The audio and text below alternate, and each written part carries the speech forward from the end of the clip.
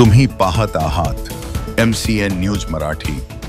आरोग्य विभागातील कंत्राटी कर्मचारी आपल्या विविध मागण्यांसाठी गेल्या 7 दिवसांपासून बेमुदत संपावर गेले आहेत। जिल्ह्यातील जवळपास 700 कर्मचारी अधिकारी संपर्क केल्यामुळे आरोग्य यंत्रणा प्रभावी झाली आहे।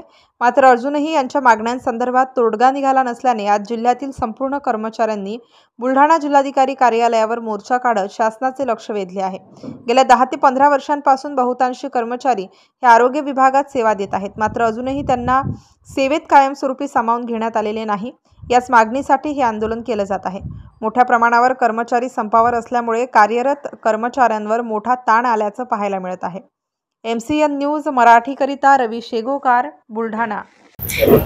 जिल्हा बुलढाणा। आज आम्ही राष्ट्रीय आरोग्य अभियान कंत्राटी कर्मचारी 10 वर्ष पूर्ण झालेल्या सर्व कर्मचारी आज आंदोलनामध्ये आम्ही 19/8/2024 पासून आम्ही आंदोलनात सहभागी झालेलो आहोत। आज आमच्या आंदोलनाचा 7वा दिवस आहे। आज आमचं 14 मार्च 2024 ला आमचा GR निघालेला आहे। GR निघून आम्हाला 17 महिने झाले, तरीही त्या GRची अजून अंमलबजावणी झालेली नाही। आमचे 71 केडरपैकी फक्त 2 केडरचे ऑर्डर काढलेले आहेत। बाकी केडर बाबत अजून कुठलीही कारवाई झालेली नाहीये। ती कारवाई लवकरात लवकर व्हावी आणि लवकरात लवकर ऑर्डर आमच्या हातात यावे याच्यासाठी हे आंदोलन ठेवलेलं आहे। आज आम्ही कलेक्टर ऑफिस पर्यंत मोर्चाद्वारे त्यांना कलेक्टर साहेबांना निवेदन देण्यासाठी इथे पोहोचलेलो आहोत।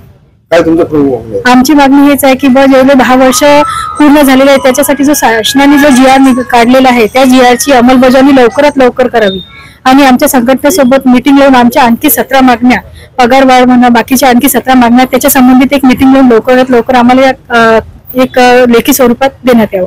पुढची काय भूमिका असणार? आमची जर मागणी लवकरात लवकर पूर्ण नाही झाली तर याच्यानंतर आमच्या संघटनेपुढे जे ठरवतील त्यात आम्ही सहभागी राहू।